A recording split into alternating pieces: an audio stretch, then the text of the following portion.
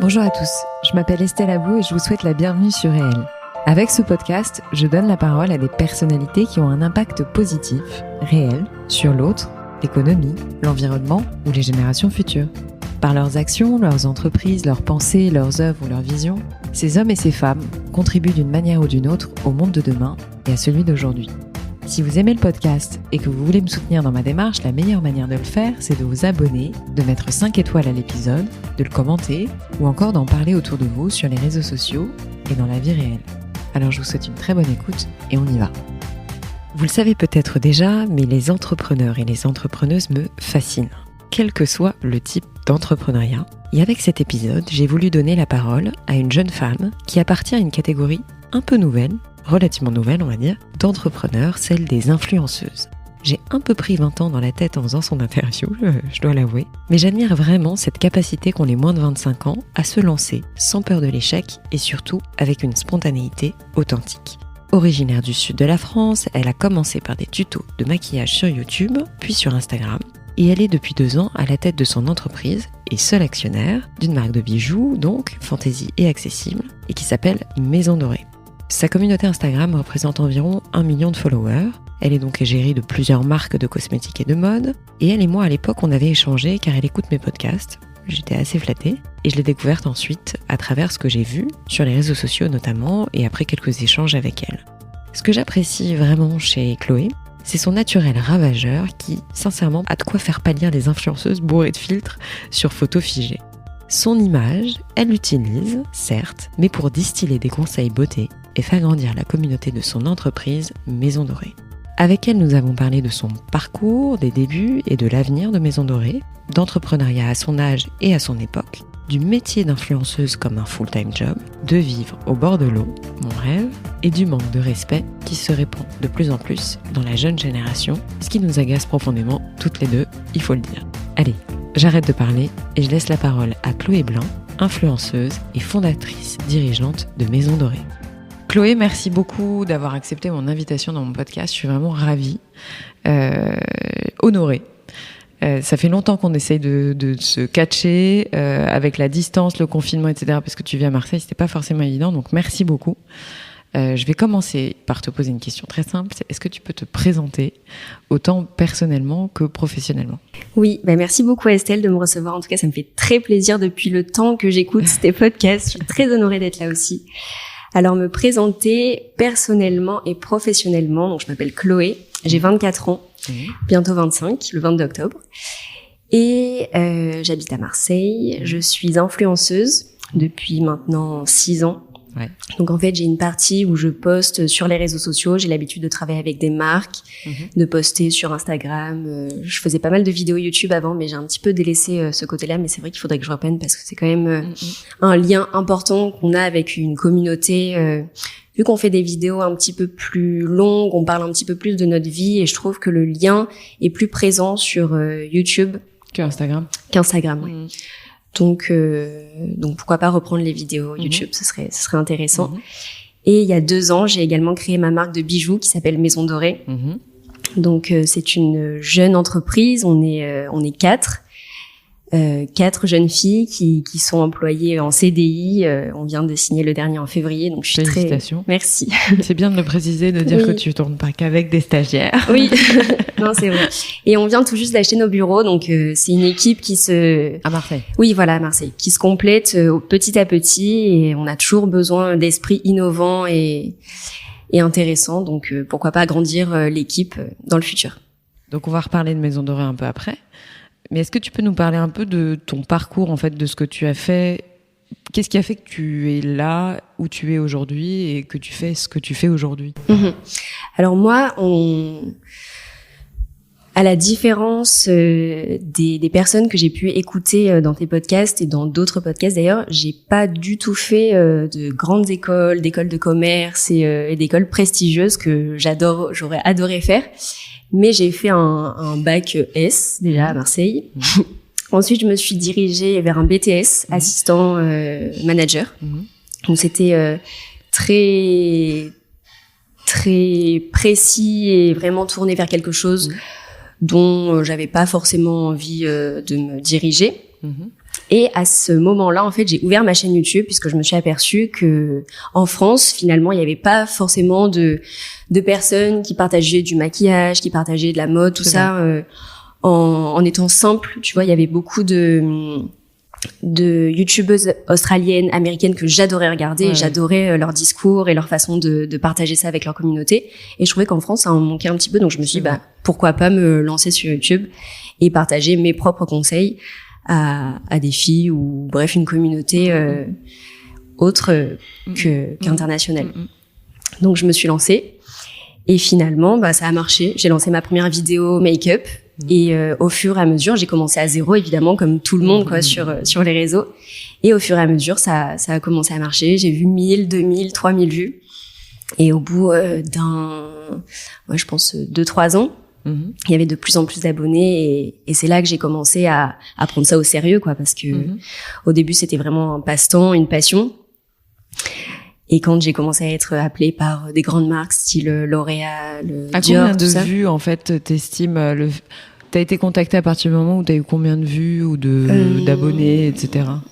Au début, c'est plutôt, tu vois, les petites marques qui sont intéressées par toi, ils t'envoient des giftings, donc ça c'est déjà incroyable quand t'es une jeune influenceuse de recevoir du gifting, t'es là, mais est-ce que je mérite tout ça? C'est incroyable. Et sinon, les invitations, c'était plutôt vers les 100 000 abonnés. Ok. Quand tu commences quand même à avoir une assez grosse communauté et à être invité au Fashion Week, tout ça, je réalisais tellement pas parce qu'en fait, depuis que je suis petite, moi, ma maman achète Vogue, enfin, est abonnée à Vogue et du coup, j'ai lu Vogue depuis que je suis enfant, quoi. Je m'inspirais, tout ça. J'avais un petit carnet où je reprenais, en fait, tous les encarts beauté, tous les conseils beauté de Vogue, je les déchirais tous et je les mettais dans un petit carnet où j'avais tous mes conseils beauté. Donc c'était une passion quand même. Ah oui, complètement. Mais ta maman travaillait là-dedans? Non, pas du tout. D'accord. Non. Elle faisait quoi? Maman était assistante chez EDF, donc aucun rapport. Non, mais j'ai toujours adoré le monde de la beauté et de la mode. Donc quand L'Oréal m'a invitée à la première Fashion Week, j'étais là, mais vous êtes sûre, c'est vrai? J'étais choquée, genre. Et donc voilà, trop contente. Magnifique, magnifique. Et donc YouTube d'abord pour commencer, et après quand les réseaux sociaux ont commencé ça jouxtait ou c'était à peu près à combien de temps d'écart à peu près? Par Instagram, la même chose. C'était quasiment pareil. J'ai lancé Instagram en même temps que YouTube. D'accord. Et Instagram, c'était vraiment les tout débuts, quoi. C'était en 2016, 2017. Quand l'application était encore bleue. Ouais, je m'en souviens. Il y a vraiment au tout début, quoi. On mettait des hashtags, tout ça, pour que ta photo remonte. Et non, c'était les tout débuts d'Instagram. Et oui, je pense que j'ai eu le même nombre d'abonnés assez rapidement sur les deux réseaux. D'accord. Et alors, c'est ce que je te disais, Margot, tout à l'heure. Moi, je suis sidérée par ta capacité à faire autant de choses. Il faut que tu m'expliques parce que soit c'est générationnel, soit t'as du génie en toi ou un truc, mais tu as une capacité à poster parce que je te suis quand même. On s'est contacté, je crois, à l'époque parce que t'avais dû écouter un podcast et on s'était contacté. Déjà, t'as ton entreprise dont on va parler tout à l'heure, Maison Dorée. Mais cette capacité que tu as à poster quasiment tous les jours, enfin, même tous les jours, je crois, à parler avec un discours très vrai, très sincère. Moi, c'est ça qui m'a plu chez toi, c'est que t'es très authentique. T'as pas de problème à parler de tes problèmes de peau, à expliquer comment on peut solutionner son acné ou des choses comme ça. Tu m'as pas l'air du tout complexé par quoi que ce soit, etc. Donc, moi, j'ai trouvé ça super frais, super rare, en fait, parce que t'es pas du tout une influenceuse superficielle ou voilà, comme j'avoue ne pas vraiment apprécier, mais bon au final ouais, non, mais un peu il faut tout pour faire un monde, hein, mais voilà, moi ma question c'est comment tu fais pour gérer tout ça, parce que tu dois être dessus toute la journée quand même, non? Oui, je suis complètement dessus, c'est vraiment parce qu'en plus c'est toi qui réponds aux messages. Un vrai job, oui, exactement. T'as 900 et quelques mille followers, enfin presque 1 million. Oui. Et tu réponds aux messages. Mais tu dois être après, je peux pas répondre à tous les messages non plus. Je fais beaucoup d'efforts pour répondre à un maximum à ma communauté parce que c'est finalement grâce à eux que j'en suis là. Mais c'est vrai que ça prend énormément de temps. Ouais. Après, heureusement qu'il y a des personnes qui sont là pour m'aider au quotidien à gérer mes mails, à gérer mon emploi du temps, gérer toute la partie qu'on voit pas finalement, gérer les collaborations avec les marques, tous les mails, toutes les choses entrantes. Ça, je pourrais pas gérer toute seule. Au début, je pense, pour une influenceuse, Pour quelqu'un qui débute là-dedans, c'est important soit d'avoir un agent pour déjà apprendre un petit peu ce travail, puisque quand on débute là-dedans, il n'y a pas d'école en fait d'influenceurs, donc on n'apprend pas à négocier des contrats, on n'apprend pas. Toi, t'as un agent, bien entendu. Tu l'as eu assez tôt? Oui, j'ai eu un agent assez tôt. Après, j'ai souhaité me diriger plutôt vers la partie entrepreneur et gérer plutôt mes affaires seule, parce que je préfère vraiment gérer ça en famille ou avec des personnes en qui j'ai vraiment confiance. Donc, je me suis séparée de mon agence. Je me suis séparée de mon agence, mais c'était quand même très formateur et j'ai appris plein de choses grâce à eux. Donc c'était une bonne expérience aussi. Mais c'est vrai que poster quotidiennement moi ça, je trouve ça et être un peu sur tous les fronts, c'est du sport en fait, c'est quasiment du sport quoi. C'est un truc de fou. Mais en fait, je considère pas du tout ça comme un travail. C'est tellement passionnant pour moi et c'est tellement bien de venir à la rencontre de mes abonnés, d'échanger avec elles, de discuter avec eux. Et de poster, d'être en collaboration avec des marques, ça me donne vraiment envie de continuer parce que les marques, déjà les relations qu'on a avec les managers ou les personnes qui sont dans le marketing, dans la com, tout ça, elles sont tellement enrichissantes. Et je sais pas, c'est des profils différents à chaque fois, donc qui te donnent envie de créer vraiment des relations pérennes avec elles. Bien sûr. Pour travailler sur du long terme, tu vois, avec des marques. On peut parler de Maison Dorée un peu. Oui. Donc marque de bijoux. Je sais pas comment tu le décris, mais marque de bijoux fantasy ou mais accessible. Oui, c'est très ça. Accessible. Donc avec je crois que tu as ouvert des pop-up stores ou t'as pas de boutique physique non éphémère. Enfin, c'est des boutiques éphémères qui ont fait un carton. Parce que j'ai vu les vidéos. Je me disais mais ce monde, c'est incroyable. Donc on peut le dire, c'est une réussite, non? Aujourd'hui, t'es contente. De mon point de vue, oui, je suis très fière de Maison Dorée, surtout que ça fait à peine 2 ans que c'est lancé. Après, j'ai eu énormément de chance au début puisque j'avais déjà ma communauté. Donc, quand t'as une cible déjà de clients de 900 000 personnes, ça t'aide, quoi. Et du coup, t'avais une appétence pour les bijoux ou tu t'es dit comment c'est venu le déclic Complètement. J'ai toujours adoré les bijoux. D'accord. J'ai fait mes premiers piercings quand j'étais, au lycée. Et j'ai toujours adoré les bijoux. Tous les petites boucles d'oreilles fines, assez... T'en as plein d'ailleurs. Ouais, j'en ai plein. C'est beau. Je suis très représentatrice, très corporate. Tant mieux. Heureusement d'ailleurs. Oui. Du coup, j'ai toujours aimé les petits bijoux fins, scintillants. Et ce qui me manquait vraiment dans le marché français, c'était les bijoux à l'unité. Alors que j'adore dépareiller mes boucles d'oreilles. Ah oui, style ne pas avoir, tu vois, la même paire à l'oreille droite et l'oreille gauche. Et ça me manquait sur le marché français. Alors il y avait quelques marques qui proposaient des paires, mais jamais vraiment, tu vois, à l'unité. Ouais. Donc je me suis dit, quand même, j'ai des idées, j'aime bien dessiner, je suis très créative, j'adore la peinture, le dessin, tout ça. Pourquoi j'essaierais pas finalement, un peu comme j'ai fait avec YouTube, je me suis dit je me lance, on verra si ça marche pas tant pis. Je me dis pareil, je vais créer ma marque de bijoux, je vais commencer à dessiner mes modèles et si ça marche tant mieux, si ça marche pas au moins j'aurais essayé, je me serais lancée et il faut toujours toute seule. T'as voulu le faire seule? Oui, toute seule. Ok. Je suis très solo, très solitaire. Ouais. J'aime bien passer du temps seule. Ça me dérange pas du tout d'être seule. Je suis pareil, je te comprends. Et tes fournisseurs, tout ça, t'as trouvé tout ça toute seule? J'ai tout fait toute seule. Oui. Ok. Tout fait toute seule. Trouver mes fournisseurs, trouver ma fonderie qui me permettait de dorer mes bijoux et qui soit qualitatif pour proposer quand même des produits. Des produits accessibles, mais quand même dorés en France à ma cible. Au début aussi, on s'est chargé de toute la partie, tu sais, envoi et logistique. Oui, ça a dû être sympa, ça. Ça, c'était très compliqué au début de tout gérer. On écrivait toutes nos enveloppes à la main. J'avais mon petit stock chez moi, donc c'était vraiment une entreprise familiale. On allait à la poste, on était chargés, on avait une valise énorme, on allait déposer toutes nos enveloppes à la poste. Ils étaient affolés à chaque fois qu'ils nous voyaient arriver. Et au bout d'un moment, on s'est dit mais c'est plus possible si on veut vraiment grandir et se développer. Il faut absolument. C'est pas pareil, grossir et grandir. Oui.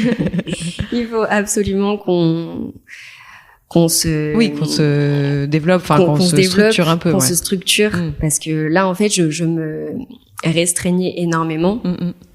Je savais que les bijoux allaient partir, donc je me limitais dans le nombre de bijoux que je mettais en ligne. Par exemple, j'en mettais que 200 en ligne parce que je savais que j'avais que 2 heures devant moi pour envoyer ces 200 bijoux, alors que si j'en mettais, je sais pas, 1000, ben, j'aurais jamais eu le temps de les faire. Parce que je savais que ça allait partir si j'en mettais 1000, mais j'avais pas le temps derrière d'envoyer tout, de tout envoyer. Donc, ce qui est souvent un piège. Ça s'appelle être victime de sa croissance. C'est ça, complètement. Qu'est-ce qui t'a le plus aidé quand t'as entrepris? T'as des gens qui t'ont aidé autour de toi? Enfin, est-ce que t'as senti des appuis amicaux, professionnels, familiaux, etc. C'était quoi l'écosystème, tu vois, l'environnement que tu avais quand t'as entrepris? Ben, j'ai de la chance d'avoir des parents très soudés. Donc eux m'ont beaucoup aidé. D'ailleurs, c'est ma maman qui m'aidait à aller à la poste et envoyer toutes mes enveloppes. Mon papa aussi. Enfin, j'ai la chance d'être fille unique, donc je sais pas si c'est ça qui me permet d'avoir plus de temps avec eux. Mais il y a un vrai socle familial très puissant. Donc. Et t'estimes que ça t'a donné confiance en toi? Oui. Oui. Mais j'ai jamais trop douté de mes capacités. Mais c'est fabuleux, tant mieux. Oui. Tant mieux. Et du coup, aujourd'hui, pour Maison Dorée, est-ce que tu as des étapes? Est-ce que tu as des envies? Quels sont les prochains challenges, tu vois, de la maison? Il y a un challenge majeur. Tu aimes bien l'international? Oui. Je sais pas, je m'en suis doutée. Non, c'est l'ouverture aux États-Unis. Ouais. Donc là, on travaille à fond sur ça. En parallèle, on ouvre des pop-up. Là, on sort d'un pop-up à Lyon, donc c'est très physique. Ça demande beaucoup de ressources personnelles. Donc en parallèle, on travaille sur différents pop-up, dont un Paris en fin d'année, donc ça c'est sympa. Mais vraiment le jump, tu le fais carrément de la France aux États-Unis. Tu passes pas par un autre pays d'Europe ou non, direct. Ok. Je suis tellement fascinée moi par les États-Unis que j'ai vraiment l'envie de m'exporter là-bas dans les grandes villes, New York, Los Angeles. Je suis sûre que ça peut fonctionner. En plus, j'ai déjà des visiteurs là-bas, tu sais, grâce à mes statistiques. Je travaille du coup sur Shopify. Ouais. Et c'est un logiciel super pour tes sites internet. Je sais pas s'il y a peut-être des auditeurs qui utilisent ça aussi. Tu peux avoir un tas de données sur qui vient acheter sur ton site, tous les visiteurs, le panier moyen, tout ça. Donc c'est ultra précis. Et tu as des Américains déjà? Et il y a énormément de visiteurs américains. Ce qui me bloque principalement, moi, c'est les frais de port et les frais de douane, puisque forcément j'ai un entrepôt français. Donc quand tu exportes, forcément tu vas avoir des frais de douane. Si la fille elle paye sa boucle 50 €, qu'elle se chope des frais de douane à 80, c'est pas intéressant. Quoi. Donc voilà, ouvrir un entrepôt là-bas. Comment t'expliques qu'il y a des Américains qui viennent sur ton site? C'est la magie. C'est la magie. T'as beaucoup de followers Instagram américains? Mais non, mais pas du tout pourtant. D'accord. Je sais pas, c'est un style qui peut plaire, je pense. En fait, j'essaie vraiment de rendre des petites pièces un peu punk, un peu des petites menottes, des petits poignards, des petits locks, tout ça. Un peu girly et féminin. Et je pense que c'est quelque chose qui peut bien plaire aux États-Unis. Los Angeles, New York. Ouais, voilà, ça m'irait.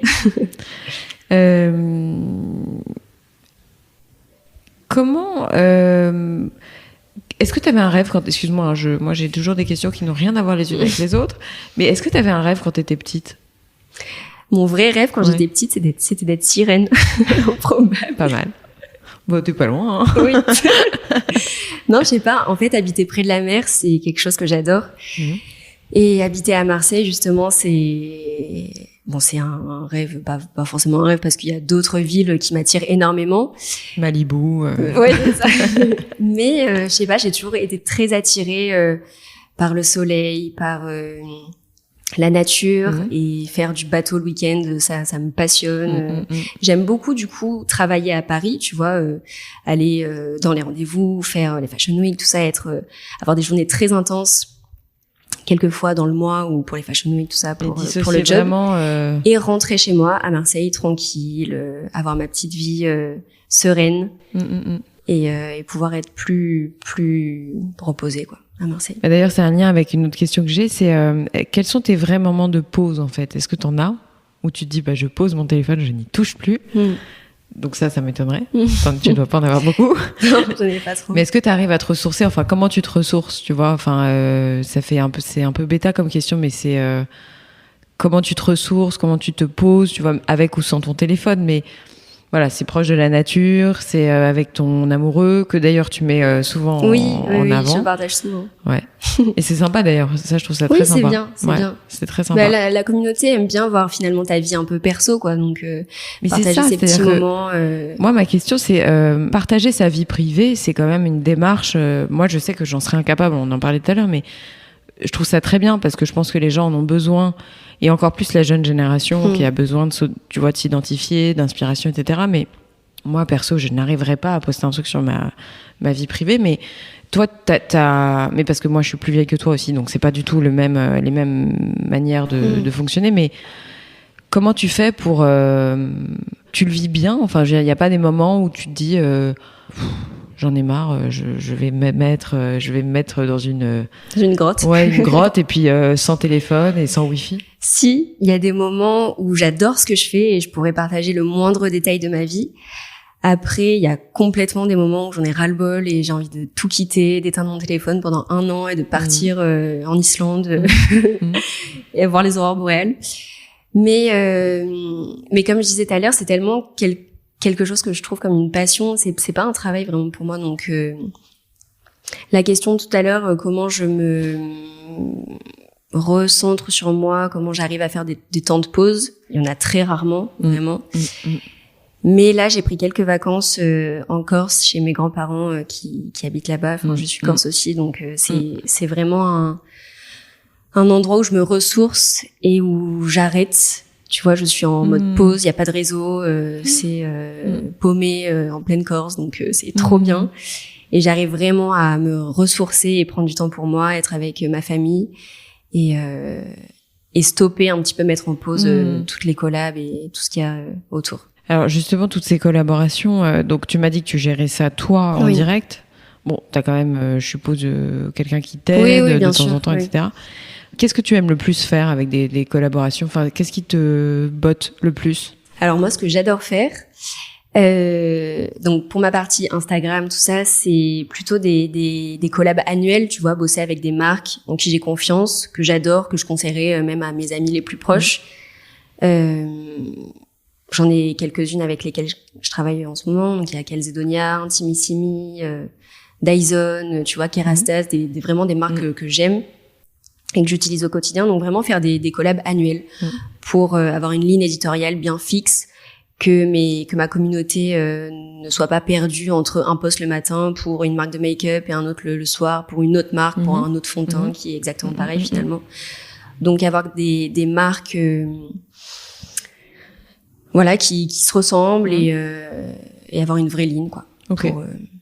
Est-ce que tu as des conseils? Imaginons demain une jeune fille de 20 ans veut se lancer, etc., avoir à peu près le même... Parce que je pense que tu dois inspirer plein de jeunes filles, peut-être à partir de 15 ans. Enfin, je connais pas ta communauté, je subodore qu'elle est féminine. Oui. Après, je pense qu'il y a la tranche d'âge, ça doit être, je sais pas moi, 15-20 ans ou 15-25 ou un truc comme ça. C'est 18-24, la grande majorité.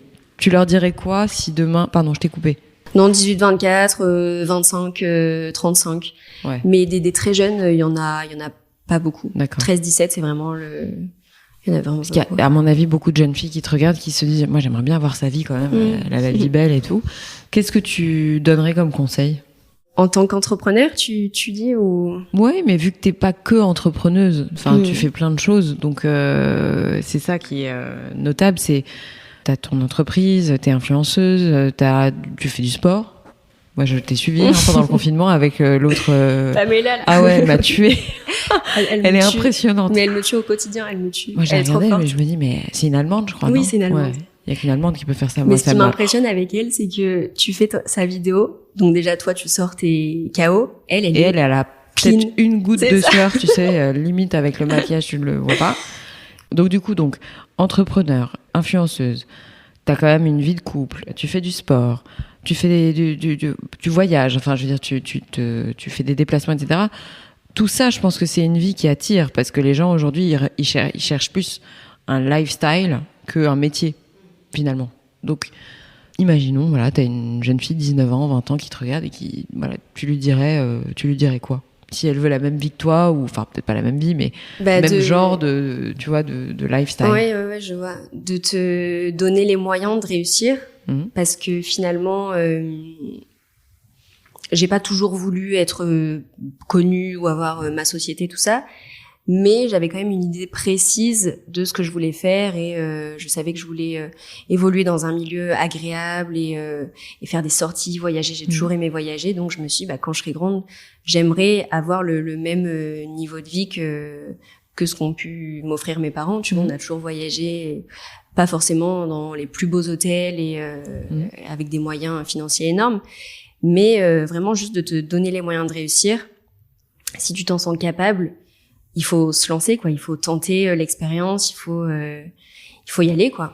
Si tu dis j'ai envie de lancer ma marque, je sais pas, de vêtements, donne-toi tous les moyens pour trouver tes fournisseurs, trouver les personnes qui pourraient t'aider dans ce projet, ou soit des associés, soit je sais pas, des personnes qui pourraient travailler avec toi. Vraiment de se lancer et de se donner vraiment les moyens de réussir et d'y aller. Ta plus grande difficulté sur Maison Dorée, ça a été tes problèmes de logistique au début, etc. Enfin, là, est-ce qu'aujourd'hui, t'éprouves des difficultés? Est-ce que tu sens que il y a des choses un peu lourdes à gérer ou pas du tout? Au début, oui, c'était vraiment la logistique qui était le plus compliqué à gérer, trouver le bon partenaire logistique, quelqu'un en qui on peut avoir confiance à 100%. Donc ça, c'est bon, on l'a trouvé maintenant et on travaille avec des acteurs géniaux au quotidien, donc ça, c'est top. Aujourd'hui, ce qui met un peu la pression, c'est comment on va évoluer, comment on va grandir. Est-ce qu'on va devoir embaucher d'autres personnes parce qu'on est une petite équipe finalement. Et vu que j'ai pas d'expérience, vu que je suis assez jeune, j'ai 24 ans, donc j'ai pas vraiment d'expérience dans la création d'entreprises et la création de filiales énormes. J'ai vraiment besoin de conseils, je pense, là-dedans. C'est pour ça que j'écoute tes podcasts, énormément de podcasts. Et j'ai beaucoup de choses à apprendre, je pense, là-dessus, sur l'évolution des entreprises et comment passer, je sais pas, d'une petite société à un truc. Parce que c'est ton but, tu veux en faire oui, grave, une grosse entreprise. Ouais, voilà. Ouais.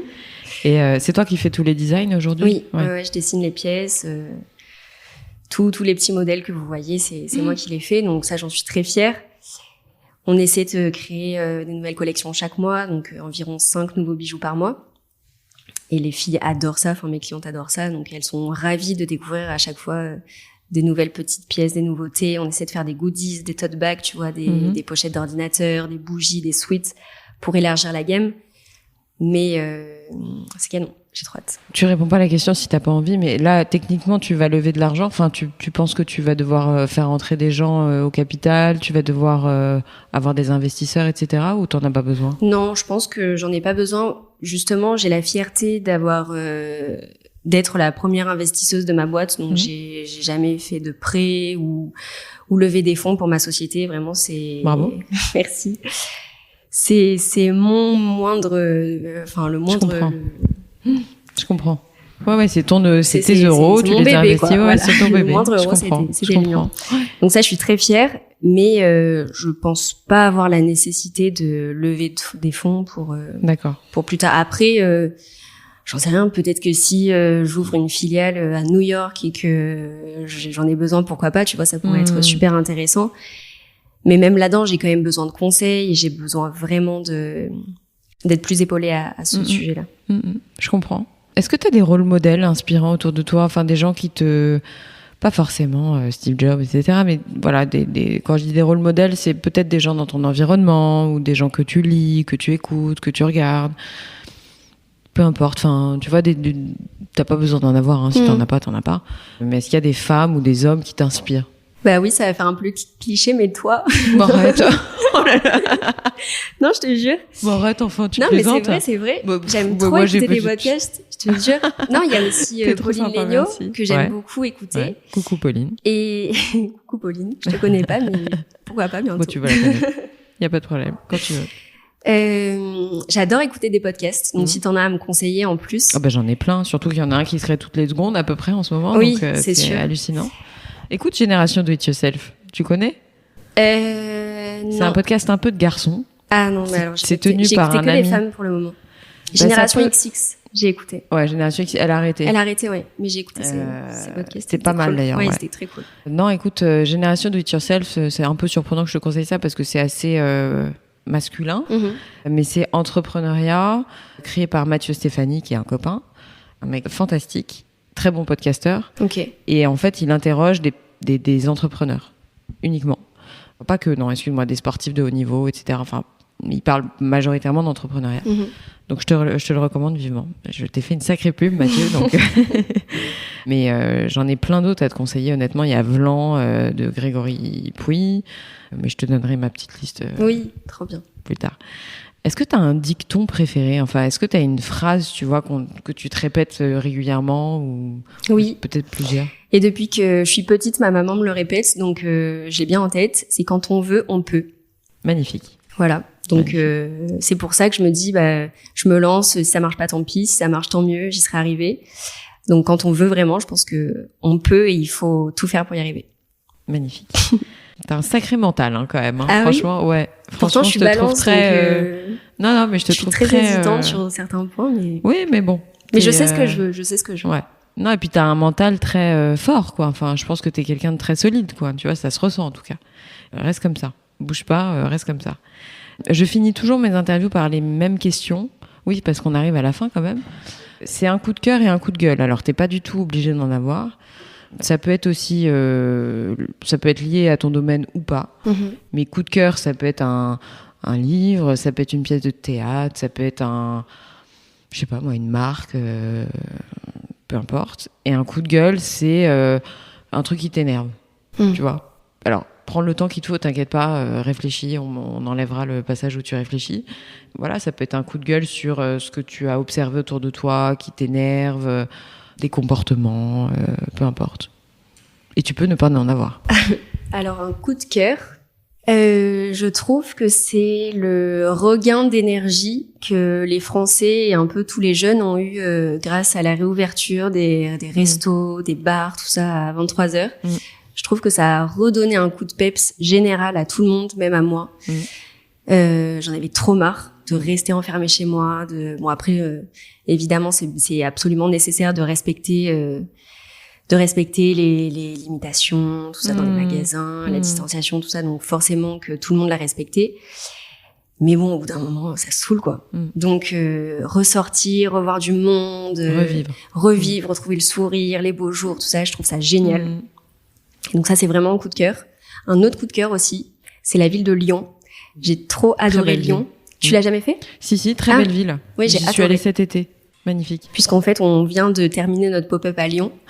Et j'ai trouvé la ville très agréable, les Lyonnais très bienveillants. Et la nourriture aussi incroyable. Mais c'est fat, hein. Oui, c'est pas très light, hein. Tu peux pas trouver un resto à Lyon, c'est difficile de trouver du quinoa, tu vois. Non, c'est vrai. Il y en a pas beaucoup. Non, on a plutôt trouvé des brioches à la praline. Elles étaient très, très bonnes. Donc voilà, coup de cœur sur Lyon. Ok.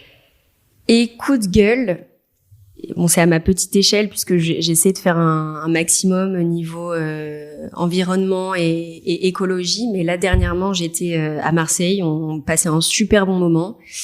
Et un groupe de jeunes garçons est arrivé, a foutu une trottinette électrique dans l'eau, dans la mer. Juste comme ça. Juste comme ça, mais juste pour rigoler, tu vois. Mais je trouve pas ça du tout drôle, c'est pas du tout amusant.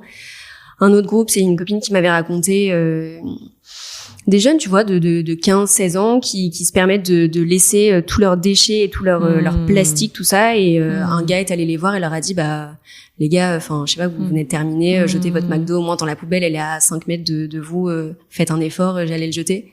Et le gars répond, non mais t'as qu'à le faire. Et ils sont partis. Tu vois, c'est vraiment une jeune génération qui... Je suis d'accord avec toi. Qui s'en fout, quoi. J'ai l'impression qu'ils sont pas du tout tournés vers... les autres, vers les autres, c'est ça, vers les autres. La bienséance, enfin, je suis d'accord. Enfin, moi, je passe pour une vieille bique. Une vieille bique. Oh, cette expression, mon Dieu. Non, mais je passe par... Enfin, je me demande parfois si c'est moi qui suis has-been ou pas. Mais... Ils s'en foutent. Mais moi, je les vois, mais tu sais, il n'y a pas que à Marseille, etc. Moi, je les vois en bas de chez moi. Donc, c'est, je crois, effectivement, les 15 ans où... Le respect pour l'autre, en fait. Il y en a pas. Il y en a pas, oui.